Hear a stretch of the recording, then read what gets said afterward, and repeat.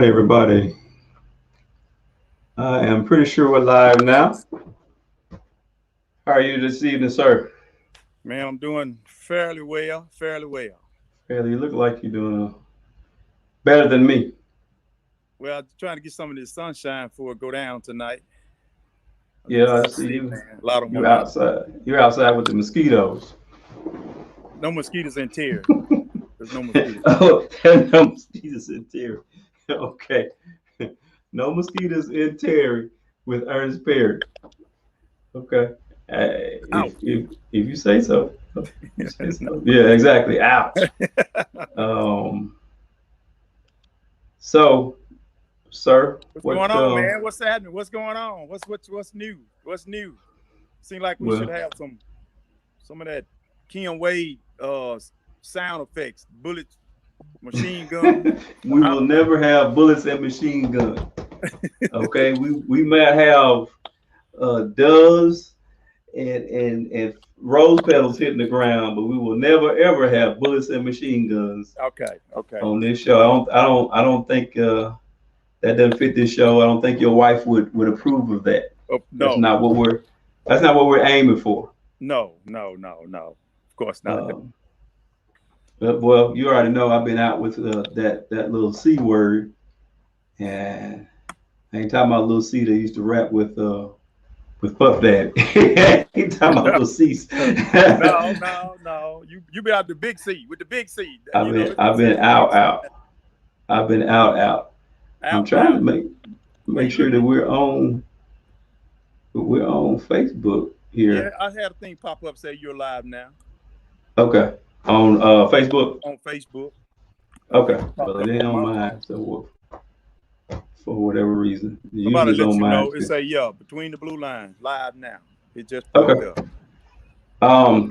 we on, man. So what's happening, man? What's going on, man? I know you've been sick and shut in, but hey, that ain't stopped things from happening.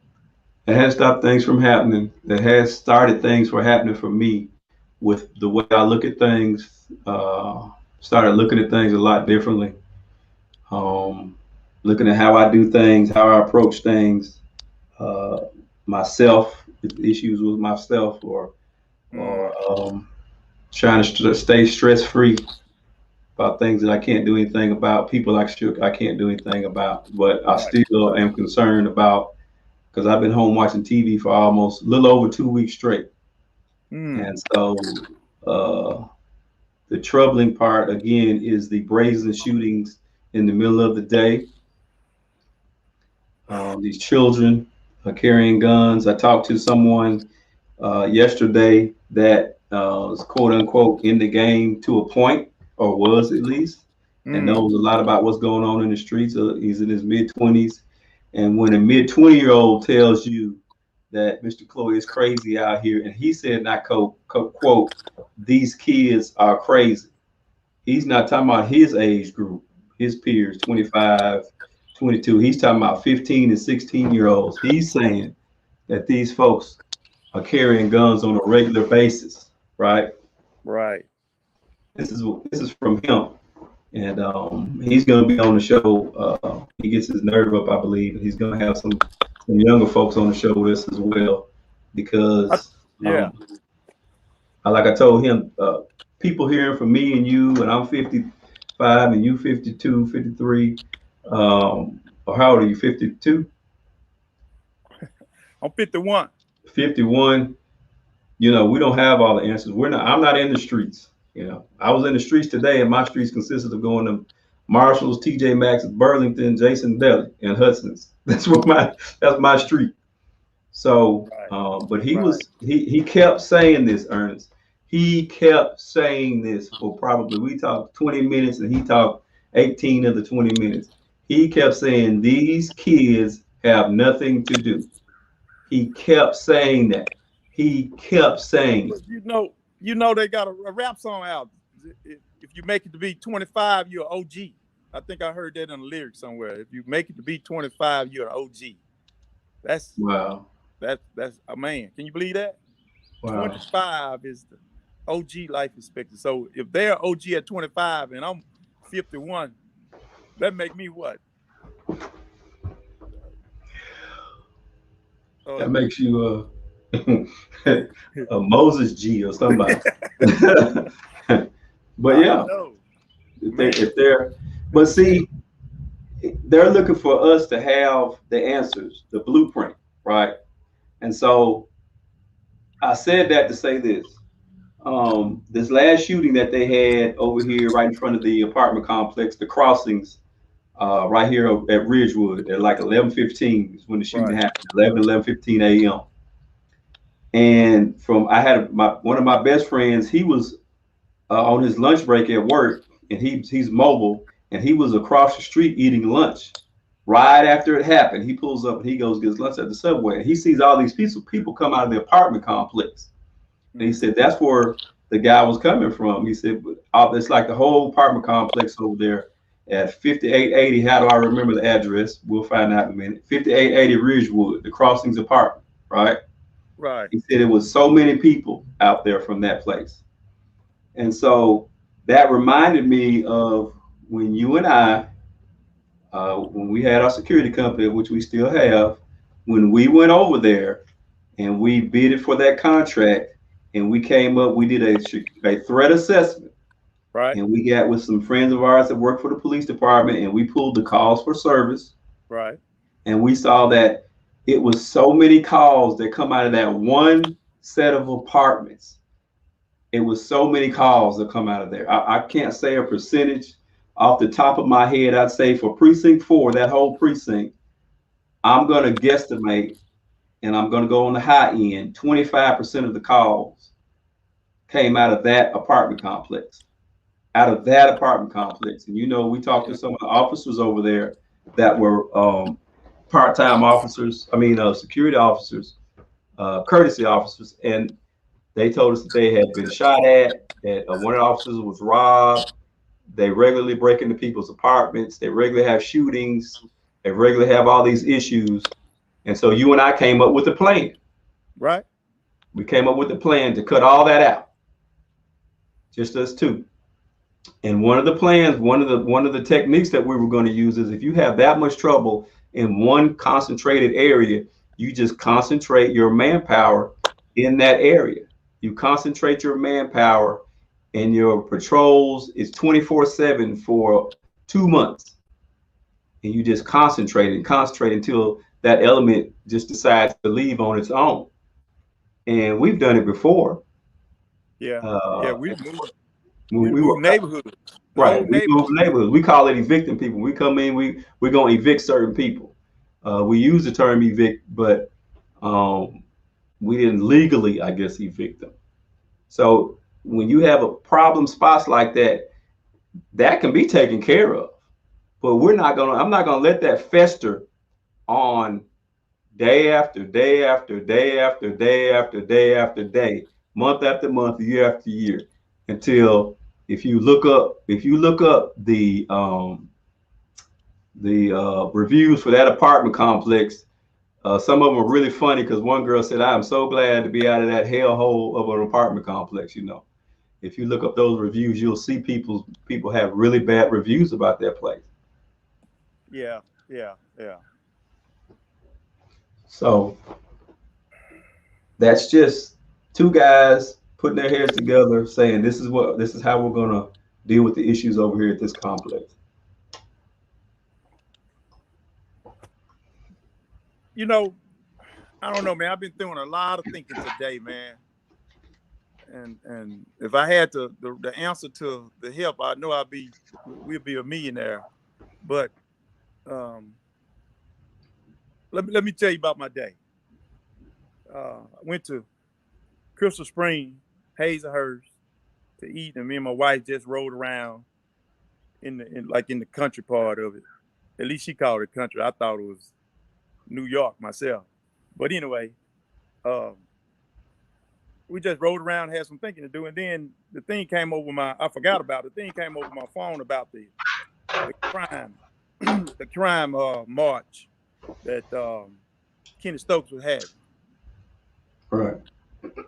So we went down there because I really, we are concerned, and you and I are concerned. I thought it would be a good good information gathered just for dialogue for this particular thing. But unbeknownst to me, me and my wife literally left there in tears. Juan, we left there in tears because Kenny and David Archie, whatever you think about them, whatever, it doesn't matter.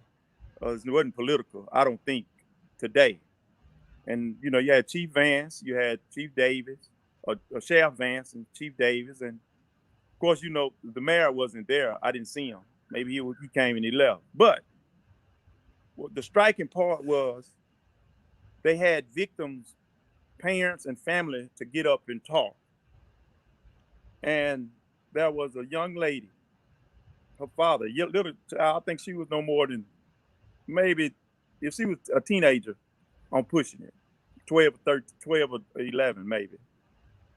And she depict or explain about her father being shot down, and she don't have a father anymore. And I thought that was one of the most horrible things that a woman could hear. To hear a child tell the community, the leaders, the police department, the sheriff department, the councilman, the supervisor, that she don't have a daddy no more because he was shot down in the street in broad daylight. And nobody seemed to speak up or talk to the police. And I'm thinking, that's the problem right there. That's the problem. But they got videotapes all over the internet, but nobody is willing to talk anymore.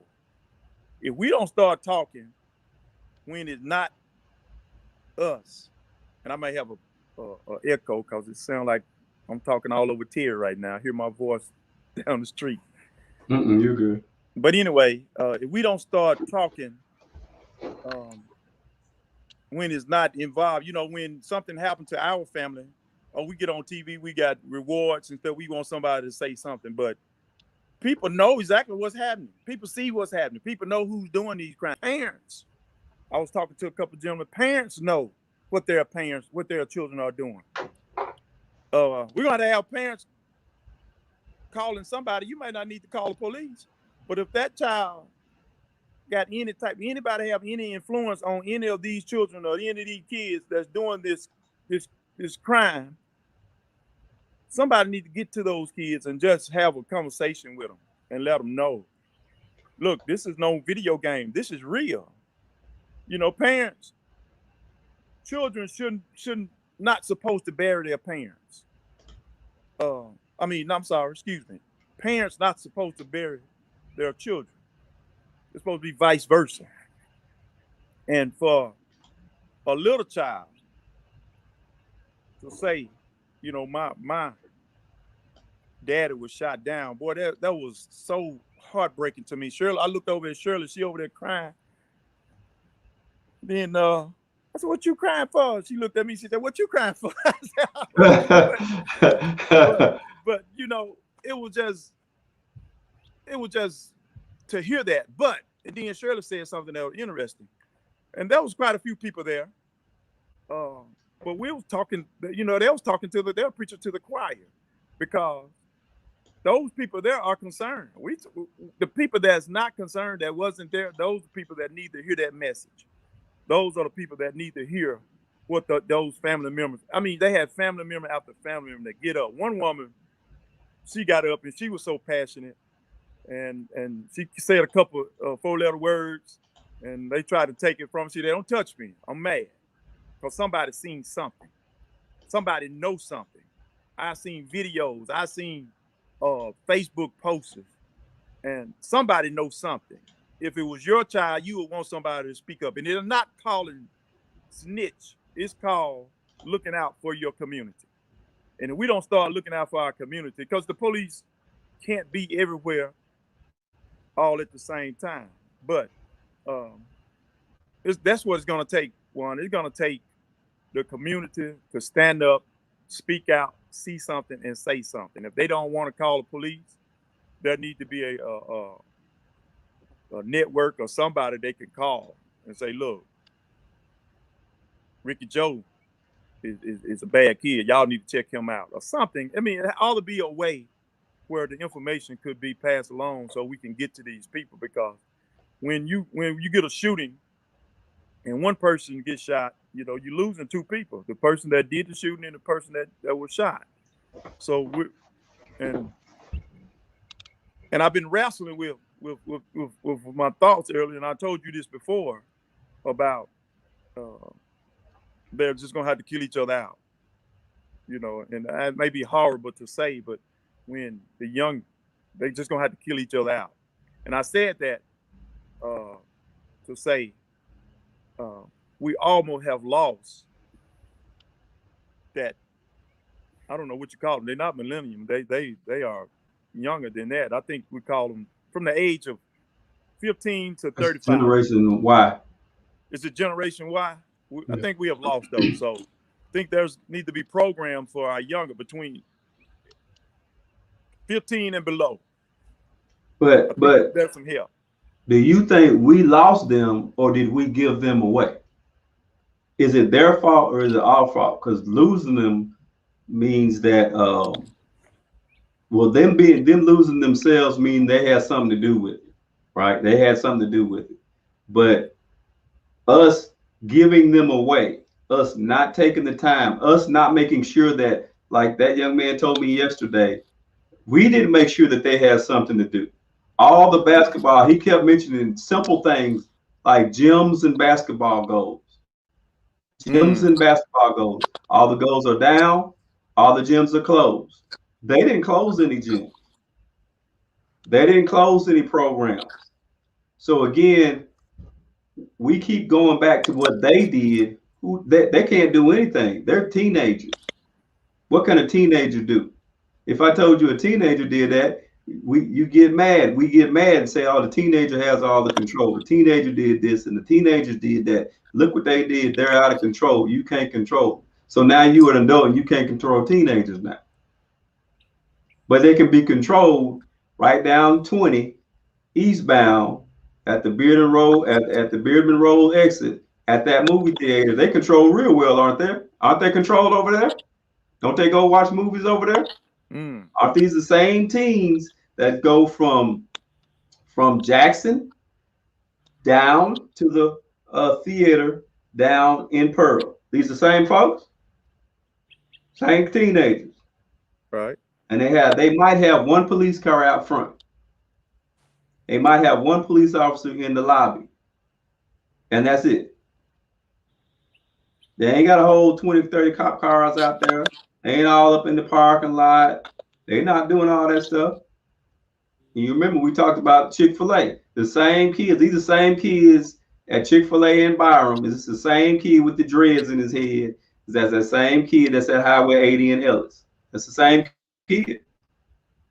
Except that Highway 80 in Ellis, where the adults run it, that's where foolish adults do foolish things and the kids follow suit.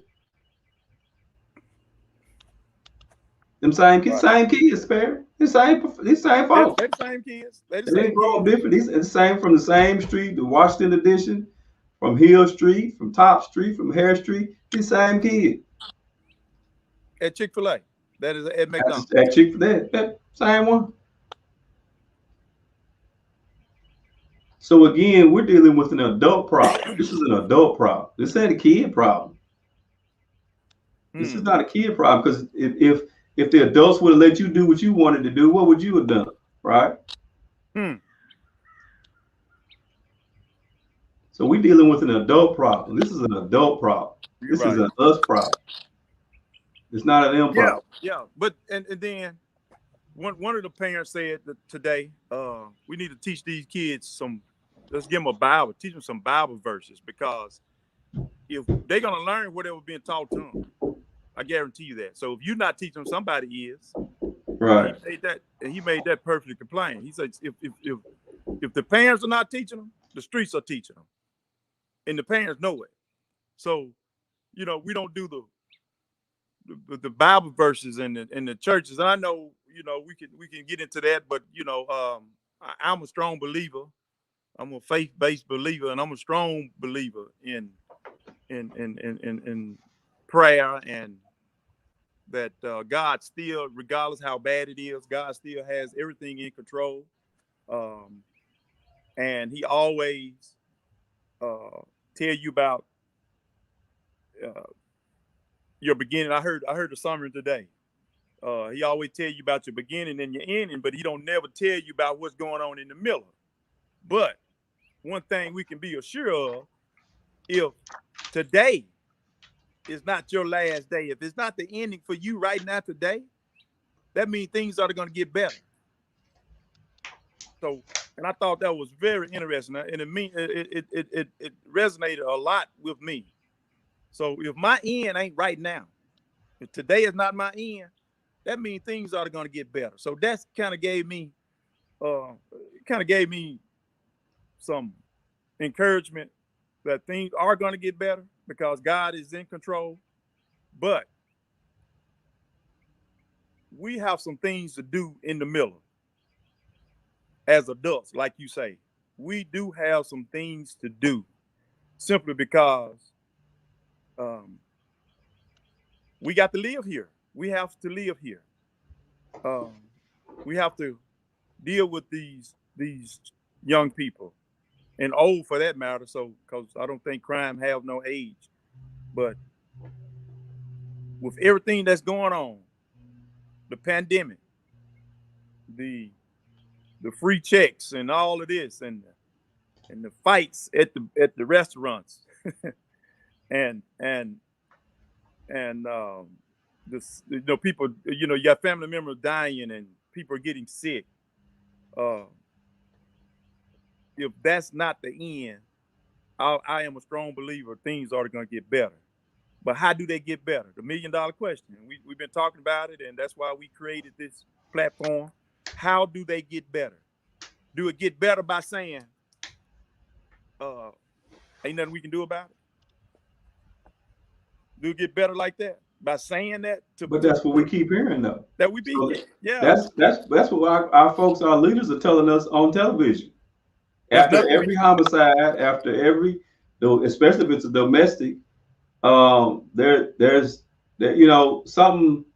something that really bothered me, and I have to clarify this, and I'm going to clarify it because I have to clarify it because it's a mistake, and the chief said it a couple of weeks ago when they had that triple homicide, right? This is what I'm just clarifying this because people need to know this, okay? Okay. If you don't know 100%, don't say it, okay? And what I mean, I'm talking about when you're in an investigation, a homicide investigation in particular, and if everybody's deceased and they can't tell you something, don't say it. So when the chief said the door was locked when the girl came to find out where her boyfriend was, right? He said the door was locked, and that means that they knew their killers. Okay, that does not mean that. That does not mean that. Never read into something in the public, right? The door was just locked. Just leave it at that, right? Right. So, if you have information about the homicide, don't let something like that sway you. Don't let somebody say, well, they must have known. Well, they said they knew who it was, and I'm sure they didn't know this person, but they said they knew who it was because the door was locked. No. The door was just locked. And leave it at that. Don't investigate a crime on the scene when you don't have all the facts. You don't have close to all the facts. The door was locked. Right. How the door got locked, I don't know. I don't know how they got out the house to make it look like they knew. I don't know if they took their keys from them. I don't know if they lost their keys. You understand what I'm saying? I don't know any of that. So that really bothered me that he said that. And we try to keep it clean on the show, and it's not a stab at him, but he's never done that kind of work before. So he just doesn't know. And somebody probably went up and told him, and he just went with the crime and started telling the stuff. You don't say that. at the beginning of at the outset of the crime. You don't say that. That's not something that you tell the public. Right. So I'm just clearing that up, because it may be something else that comes of that, and somebody may know something about this crime, and he may very well have turned them off by saying, well, they knew the killer because the door was locked. You know, Right. we don't know that. It's just something we don't know. But anyway, I know I got off kilter, but that just kind of, I needed to clear that up just in Yeah. general as much as I could. I don't have the audience that he has. You know, we don't have the news here, and we're not on the news, but people just need to know that please don't go around thinking that because the door was locked they must have known the killer. You know, that doesn't mean that at all. Right. Right. But anyway. And yeah, yeah. You know, that's my thing is I don't, especially when it come to policing. That train passed through. I don't know if you hear it. Especially when it come to policing, Mm-mm. I don't care to be the Monday morning quarterback, but when you got important scenarios just like that, it need to be said. But I did find out today, and which I already know because I know James and I know, well, I'm sorry, excuse me, I know Chief Davis and I know Sheriff Vance. I did find out today because they was there that, and I want to believe, like I said on last Sunday, I want to believe that they care, and maybe sometimes his passion and his concern kind of takes over of his police knowledge, because he's very compassionate, he's very concerned, and he wants these shootings. I'm hoping, I'm praying that he wants these shootings to stop. So he's doing all he can do to try to comfort these parents, but by no means make up stuff or give out false hope. I think that's a no-no. That's definitely a no-no. So, but anyway, uh, what do we do though, Juan? What do we do? I mean, because I think, oh yeah, let me tell you about this. At the same time that this crime march or crime, whatever you want to call it, stop the crime, stop the violence march was going on, they was on the west side of the town hall, right? City Hall. Mm-hmm. On directly on the east side of the town, you had a campaign I thing saw going that. on with Charlotte Reed and the Amos during the same time. All of this, you got the parents of the victims on one side, and then over on back side of the town hall, you got somebody saying, "Vote for me." Now, I think, and Shirley, my wife, made the observation that there lies a problem right there. We can't get together for one simple cause for a little while. I'm trying to figure out why. I don't know who did it first. It doesn't matter. But the fact that both of them was there doing two different things at the same time when we got a overall problem. So I thought that was very tacky. It wouldn't have been anything for those candidates to come around and listen to those victims and feel their pain and to know what they're going through, no matter what you feel about one another. So I think it opened my eyes to a lot. Two things. It let us know we really need to work together, opposed to trying to scrutinize people. They needing help. They are crying for help. The police department, the sheriff department, the city council, the supervisor, they are literally crying for help for people of knowledge. And now I know we have offered, and I know what you're gonna say. Before you say it, let me just say this. It may be a little unorthodox, but what we're gonna have to do is literally force help up on them. We really just gonna have to walk up and say, look, y'all need some help, because they're not gonna accept it, because they thinking they disgruntled, or they want to be this, or they want to be that, or they don't like me, or they trying to sabotage me, or what have you, and they refuse help for whatever reason. And I think we're gonna have to try something else. We just gonna have to just somebody gonna have to be the bigger person in this whole ordeal and say, look, man, we are here to help. What can we do? And I know there's other officers out there. We'll talk to them. There's retired officers. There's officers from another agency. There's officers that's doing other things that used to work for the sheriff, police department and sheriff department that really want to help. And I think that's going to be the first step. The second step is the citizen. The citizen's going to have to start talking. They're going to have to start calling.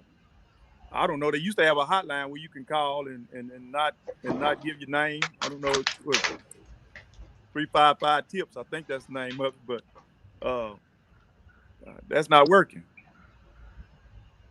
We're going to have to create something, man, for the people to get involved. We're going to, and I know you said it earlier at one of our other press conferences, and a lot of people may have taken it the wrong way, but we're going to have to take our streets back. Yeah. We're literally going to have to take our streets back. I think that's the only solution. And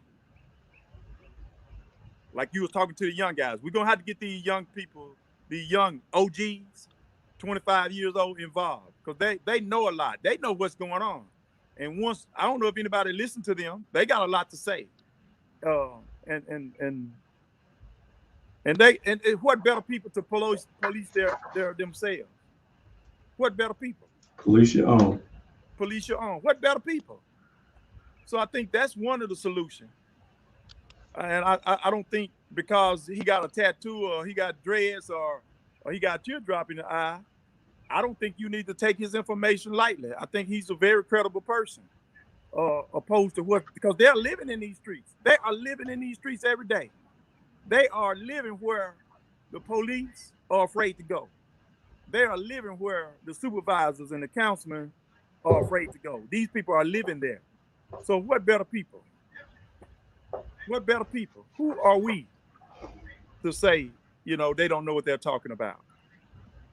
I think we need to give them more credit than what we are giving them. I think the young people have the answer to this problem. I really do. I think the people themselves have the answer for themselves.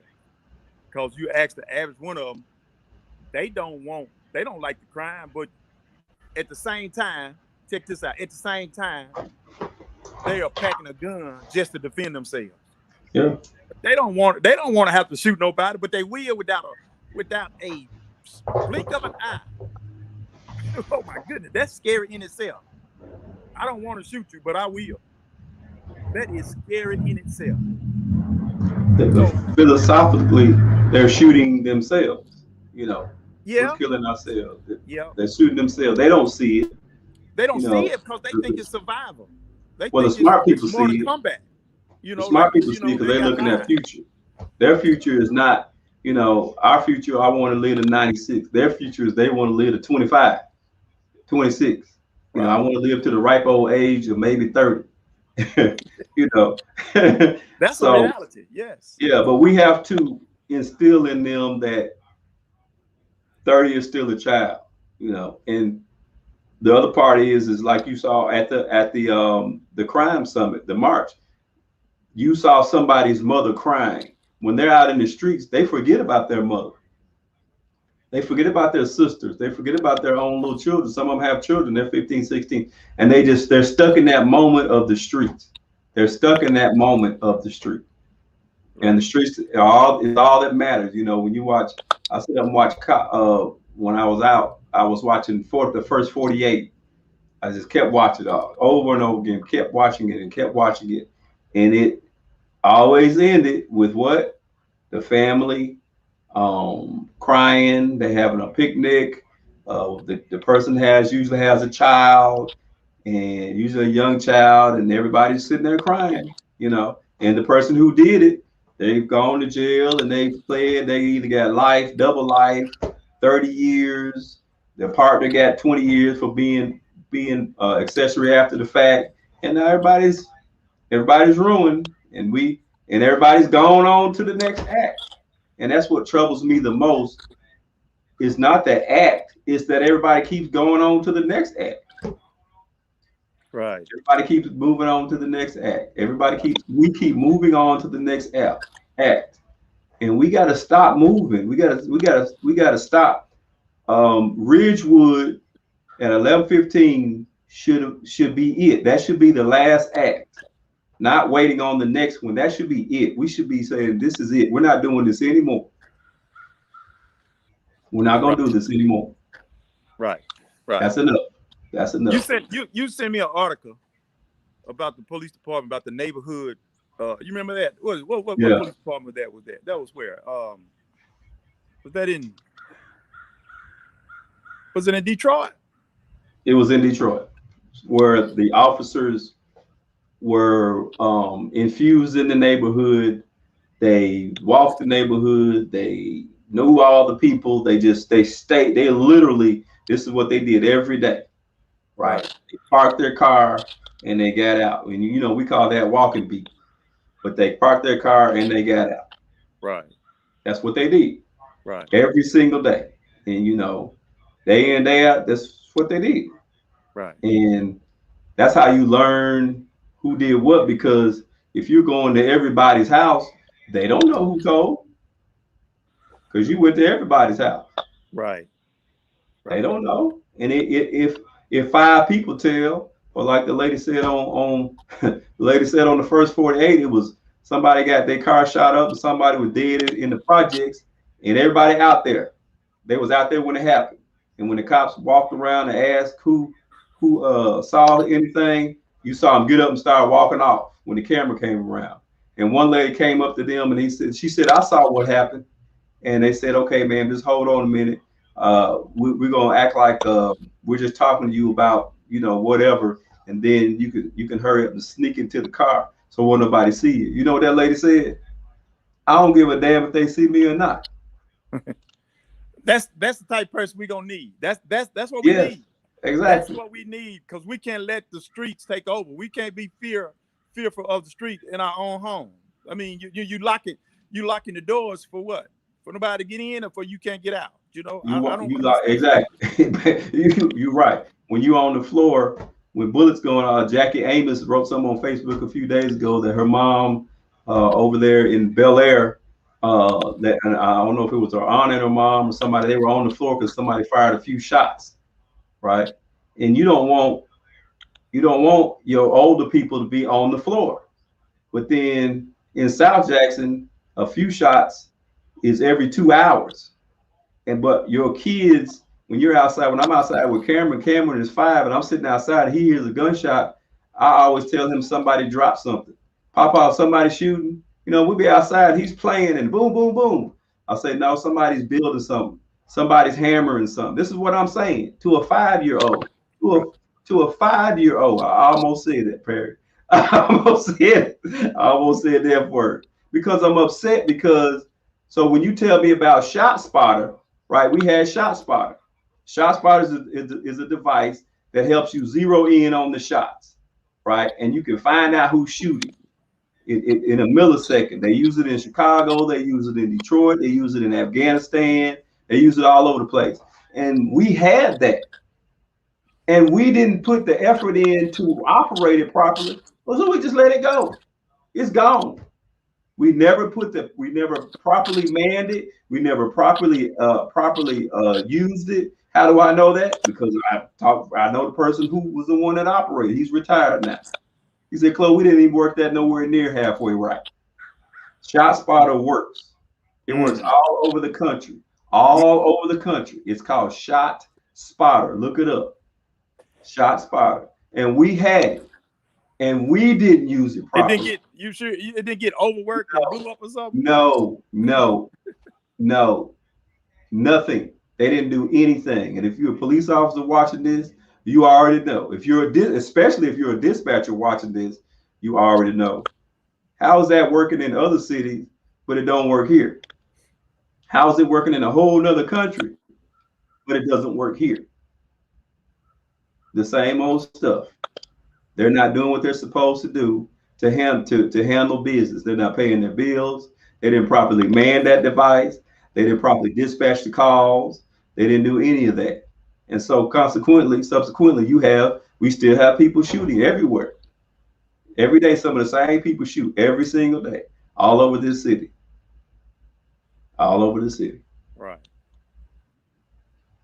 So when you tell me, we talked about this yesterday, when you tell me that you're doing a great job and you care, you're telling me you're doing a great job and you say you care, but you're not doing what it takes to do a great job. Or I don't see where you care. I don't see where the job is great, is what I'm saying.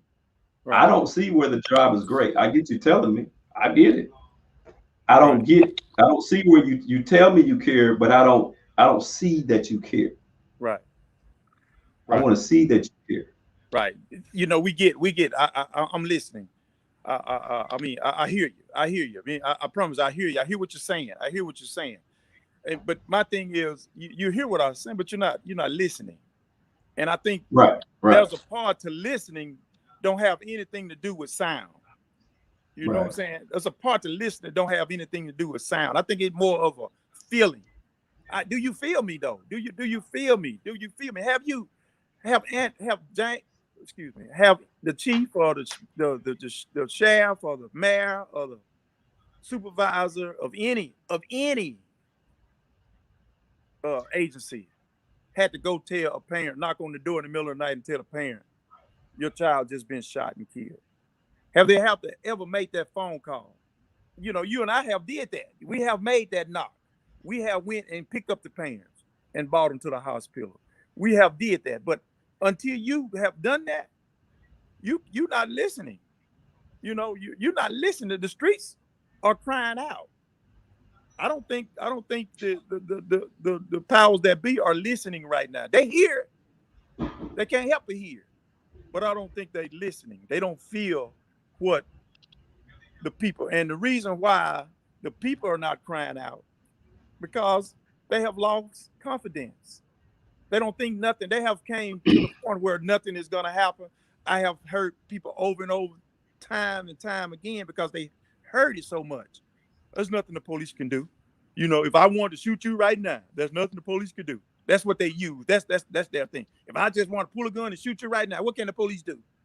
The police can't do nothing right now. Right now. But if the system was set up like it's supposed to be, the people that saw you shoot me or found out that you shot me would know. Well, they can't go around shooting people like that. you They know do the same thing them pearl police officers do. Right. Right. You can't Say go no around. difference. The You can't same go around shooting people like that, man. He got shot in a neighborhood. You go over there. Just go. And I'm telling you now, just go in any of the neighborhoods in Jackson, the better neighborhoods in Jackson, if you will, and try some crap and see how quick you get a response. Not I'm not saying not from the police. I'm talking about just drive through. Let's drive through. Let somebody drive through in some 20s in the East Over and see how quick people gonna call. We need to start doing that, not necessarily for the 20s, because we don't want to stereotype, and we know you talking about a whole nother element. But I'm talking about when they see something that don't look right in that neighborhood. That's what I'm talking about. I'm not talking about just profile, but when you see something that don't look right, you see a 13-year-old, that's a child. You see a 13-year-old with a gun. The phone should be ringing off the hook. Somebody seen a 13-year-old walking down the street with a gun. Somebody seen a 13-year-old with their pants sagging down, throwing gang signs. Somebody seen, that's somebody's child. Who is the mother? She might curse you out, but I guarantee you somebody got some influence on that child. And you need to find out that person. If the mother don't care, find out somebody. If it's a teacher, if it's a friend down the street, if it's his best friend that's with him, that he come from a good family. Hey, come here, Pookie. Hey, I'm worried about J-Rod. You need to watch him, man. Please. Do he need some counseling? Do he need some help? Do he need anger management? You know, they brought that up at the summit today. You know, there's not enough anger management classes, but somebody knows something. Somebody see this stuff. We are seeing this stuff every day. But when you do call, there needs to be the proper people to make the proper response. And I don't think an untrained police officer need to go to a anger management child when he got anger management problem himself, because you ain't gonna do nothing but create more problems. So there's a lot to be worked out, but I think we don't need to give up. We don't need to get complacent. We don't need to get to the point where there's nothing we could do and just let we don't need to go in our house and close our doors and stick our head in the sand and hope everything just go away. There's a lot that I think that we could do that need to be put into place. I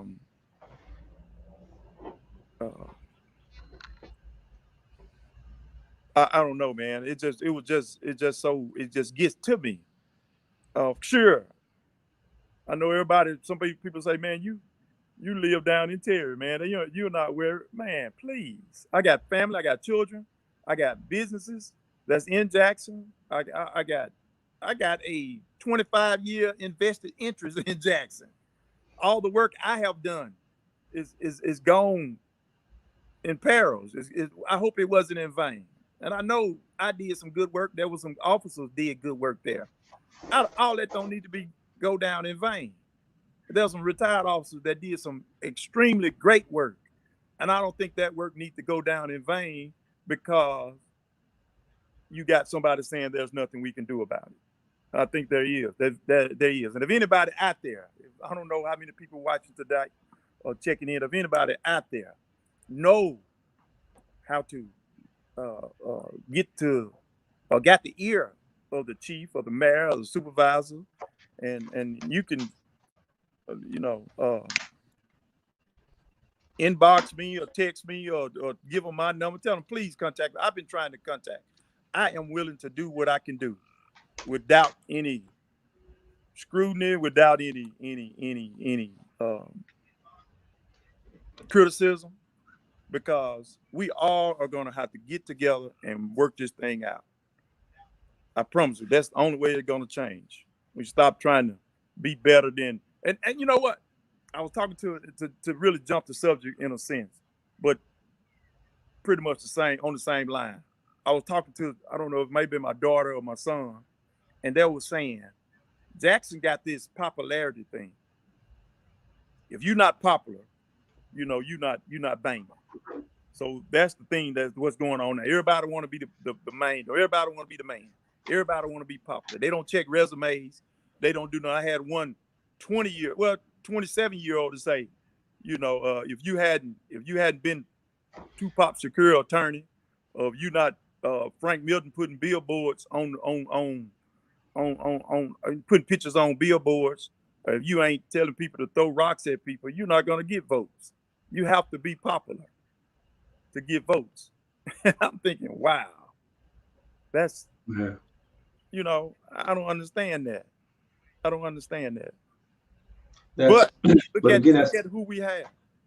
But that's who we, as humans, that's who we say we want, because we think that these people can do some stuff because they say how great they are. Remember last show or the first show, I talked about that article I read about narcissism. The average person doesn't have the level of narcissism that a lot of these people have to be so confident in themselves, overly confident, to say it to people, right?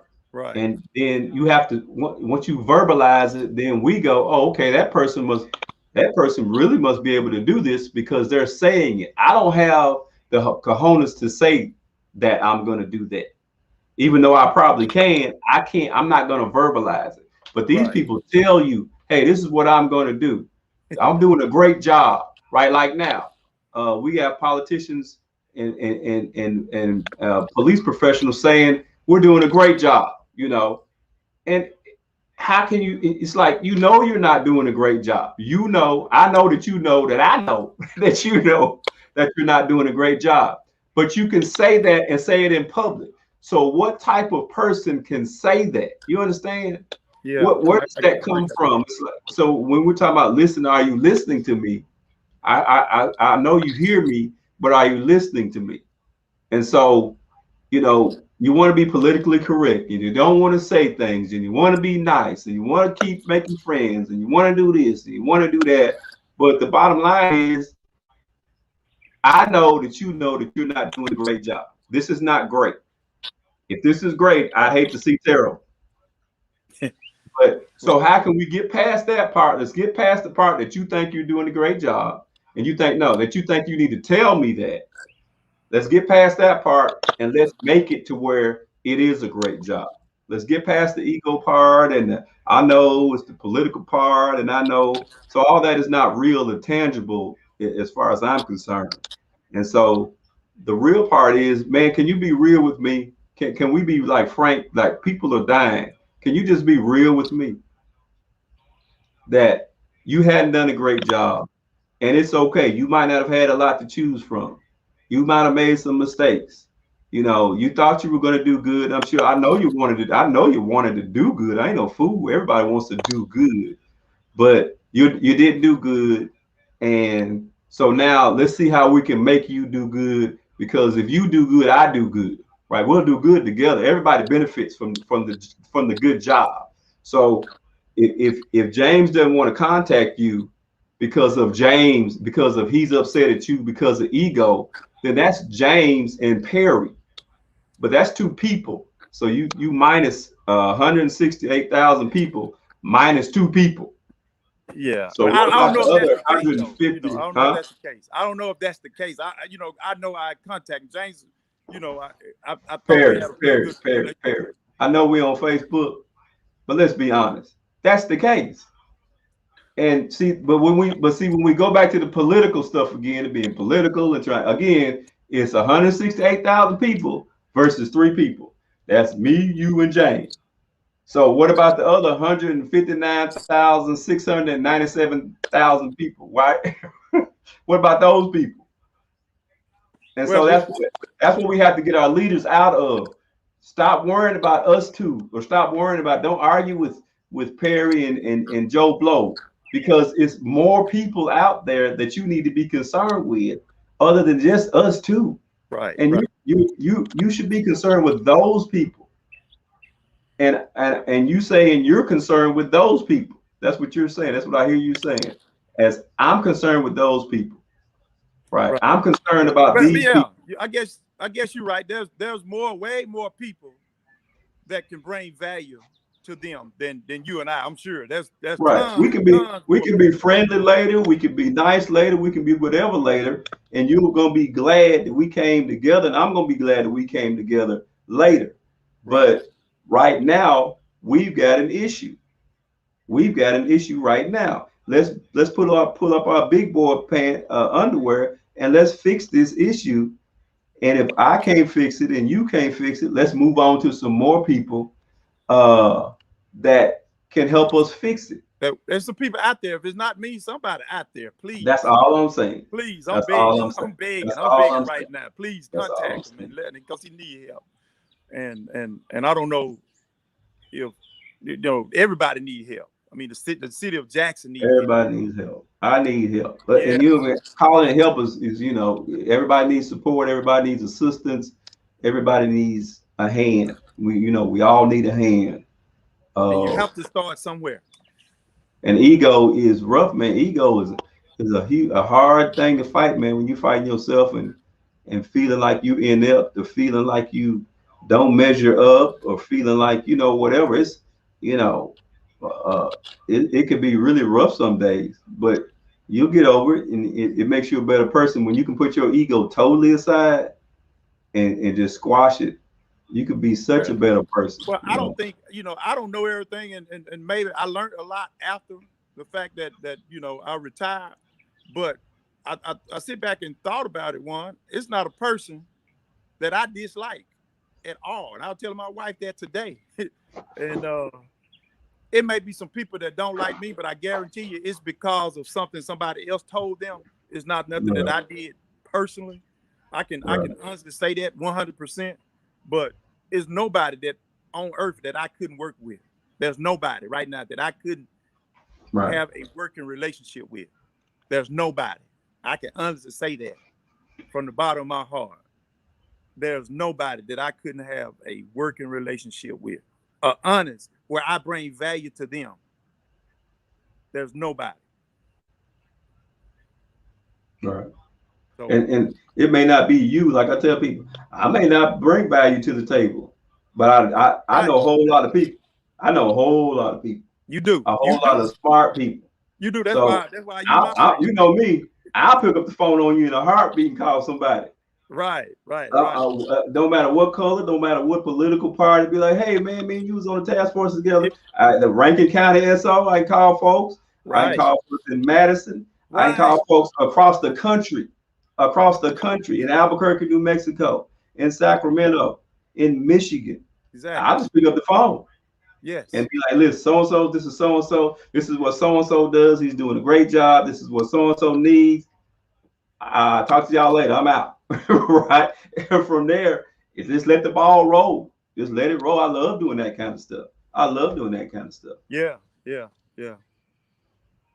Look, it's we're supposed to talk about this shooting of the young lady, and it is But 6:57. I don't know if we have time to talk about it now. If it's we up to might you. want to. Yeah, we don't want to go too long. I know people are probably bored right about now because we've been ramping and raving Yeah, all. we'll But go over it next week because I've got yeah. some notes. I know it's hot on the presses, but I had some epiphanies, some huge epiphanies that's going to help a lot of people, even police officers, understand what happened even in that moment and why things like that happen just in general, right? And Right. it's this guy didn't do anything wrong. I don't think he did anything wrong.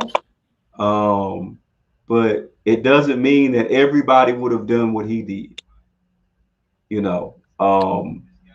But like I said, it's some really stuff. It's some stuff that hit me. It was a blessing that it hit me this way because I didn't have an answer for it, uh, and I've been looking for answers of why I do things the way I do as a police officer. Even back in the day when we were getting into stuff like that on a regular basis, why did we do what we did? Why didn't we shoot more people? Why did we go hands on a lot? Why did we run and chase people? Why did we do everything that we did? Why did we do it? And so these, when I came up, when this just hit me out of the blue, I was like, that's why we all did what we did. That's why, you know, Right. that's why. And a lot of times you could be with a group of guys and we had a team, you know, in our team, we weren't real trigger happy. We didn't pull our guns a lot. You know, we did a lot of chasing, running, and fighting. That Right. was our thing. Chase, run, fight, chase, run, fight. You know, we weren't always pulling the gun out. We weren't, you know, we were seldom doing stuff like that. We didn't have the latest guns. You know, we had the latest comfortable shoes to run in, right? Because that's what we did. You shot Um, some dogs though. You shot a few dogs, didn't I didn't shoot the dog. That was Scott shoot the dog. you? But no. But Yeah. even in that, it's so good that you brought that up because it was happening so much that people had a lot of the drug dealers had these big dogs in their house. It kept happening so much Yeah. that it became the team's second nature. Remember that? If Right. we went in a house and they had this big giant dog and the dog was loose and the dog squared up, we give the dog a chance. But if it squared off with you, you know, we couldn't be standing up there piddling, playing tiddlywinks with the dog. You'd have somebody come up and shoot the dog, and nobody wanted that to happen. But it got to be so prevalent that even our AD, they wouldn't even come out anymore. You know, and Right. even us, we started redoing things the way we did because it was like, man, this is happening too much. But again, Right. I'm glad you brought that up. It shows that something that was cultural, it became a culture for us in narcotics to do that. That was our culture. That's what you did. Somebody had a dog, the dog was tied up. You hit the door, you go in the house, the dog, boom, boom, you keep So, going. so I'm gonna say this. I'm gonna say this just for food for thought. Now I don't know. You think that's how some of the officers see the black kids as dogs, and they scared of them? They fearful of them? That's just few. Don't answer. Just think about it. Just think about it. You know, they created a fear for the black man. But anyway, what I like to do right now, Claude, I know we short. I don't know. I just think is what you're supposed to do on these type of this thing. If you all like what we're doing and interested, just hit share or like. I think I hear people say they hit the like button or share button. Ain't that what they say? So we'll know Like exactly. and share. Yeah. We're going to continue to talk. We're going to continue. We had these conversations all week, not just on Sunday. Claude and I have these conversations. So what we want to do is, I think some of the things we say can help people. So we wanted to open up a avenue where people can hear some of the brilliant stuff we say sometimes, and maybe they can just take from that and go and do something. So that's one of the reasons why we wanted to start this dialogue. So if you like it, share it. If you let us do it down, thumbs down, or whatever. Let us know how we're doing. You don't have to make a comment, but just do that, I think, so we'll have a better understanding of where we are and what we are doing. Right. Very good. And if you want to be on the show, you want to have something you want to talk about related to these topics, you can reach out to myself or Perry. This we're not just the only ones that are going to be on the show. So I don't have a problem with it. We don't have a problem with it at all. But you hear how we talk. Um, you I'm know that losing light. huh? I say Yeah, I'm you are losing. loose light. You Yeah. look, that's perfect. That light right there is perfect on you though. Yeah, It's I know. perfect. Pitch black is better, I think. What do you say? You got a what you told me you used to a radio face? Yeah, I got a radio face. I promise you, I can't speak at all, but I do have a Oh radio face. no, but yeah. So if you have something you want to talk about, or even if you have a topic you think we need to touch on, or something you don't understand, again, we're going to talk about this Ma'Khia Bryant shooting of the young 16-year-old that was shot by Officer Reardon next week, and a couple of other things. But again, please feel free to reach out and get in contact with us. All right. So the time on the clock says 8:03. That's all. So we will see you all next week. And Well, God maybe bless. I won't be here next week. I got a very important Oh yeah. engagement Well, going on next okay. week. Well, I'm gonna be on. I don't know how I'm gonna manage to do this, but I'm gonna pull off an hour away because I'm gonna be home. I'm gonna pull off an hour away. I'll probably get in trouble for that, but me and Perry talk about that later. Yeah. But hopefully next week we'll have some of those young men that I talked about, and I may be able to get Perry to pull away an hour or about 20, 30 minutes himself. Uh, Sneak off into the barn or something. All right. So, thanks everybody for tuning in. Again, like, share, and we'll see you all next week. Okay. All right. God bless. All right. Good night, everybody. Good night.